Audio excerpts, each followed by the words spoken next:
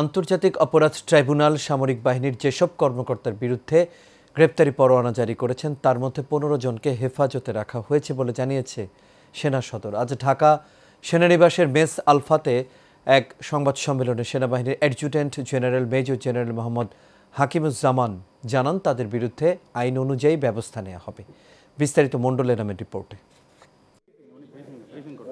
স্বৈরশাসন আমলে সরকার বিরোধী মত দমনে হত্যা, গুম, খুনের সাথে জড়িত সেনা সদস্যদের বিরুদ্ধে আন্তর্জাতিক অপরাধ ট্রাইব্যুনালের গ্রেপ্তারি পরোয়ানা জারি এবং ওইসব সেনা সদস্যদের বিরুদ্ধে কী পদক্ষেপ নেওয়া হচ্ছে তা জানাতেই আইএসপিআর এই সংবাদ সম্মেলনের আয়োজন করে। এই জন্য সেনা সদর চিন্তা করলো যে প্রেস রিলিজের পরিবর্তে আপনাদেরকে সকলকে ডেকে আমাদের কিছু বিষয় স্পষ্ট করা দরকার। এই সময় মেজর জেনারেল মোহাম্মদ হাকিমুজ্জামান বলেন 25 জনের সেনা কর্মকর্তার মধ্যে 9 জনই অবসরপ্রাপ্ত। তাছাড়া চাকরিরত 15 জনের মধ্যে একজনের খোঁজ পাওয়া যাচ্ছে না। এখন যারা অবসরে চলে গেছেন, এলপিআর না, যারা অবসরে চলে গেছেন তার প্রতি যদিও বা আমাদের সেনা আইন তার উপরে ওইভাবে খাটে না।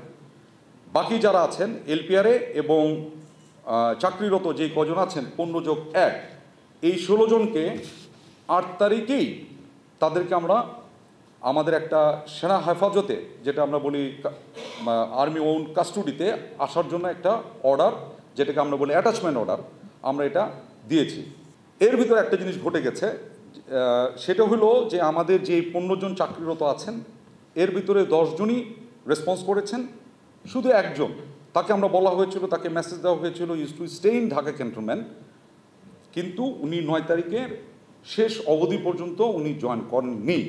আমরা এরকম যাদের নামে অভিযোগ উঠে তাদেরকে আমরা এরকম হেফাজতে প্রথমে নিয়ে নিই, তারপরে তার বিচার কার্য শেষ হয়। সেটা আপনারা শুনেছেন, field general court martial, summary court martial ইত্যাদি শুনেছেন না?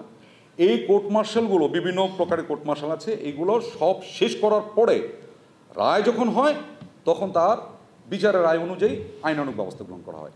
আগামী 22শে অক্টোবরের মধ্যে অভিযুক্তদের আদালতে হাজির করার কথা আছে বলেও জানান তিনি।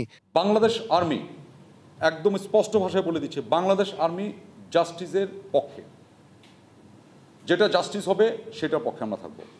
ইনসাফ, নো কম্প্রোমাইজ উইথ ইনসাফ, কাম হোয়াটসো মেবি। জাস্টিসের পক্ষে আমরা অবশ্যই স্ট্যান্ড ফাস্ট এবং দৃঢ়। গুম হওয়াদের প্রতি সেনাবাহিনীর সহানুভূতিশীল উল্লেখ করে তিনি বলেন, সেনাবাহিনীতে থাকাকালীন কর্মকর্তার অপরাধের দায় সেনাবাহিনী নেবে না। মণ্ডলের নাম, এশিয়ান টেলিভিশন, ঢাকা।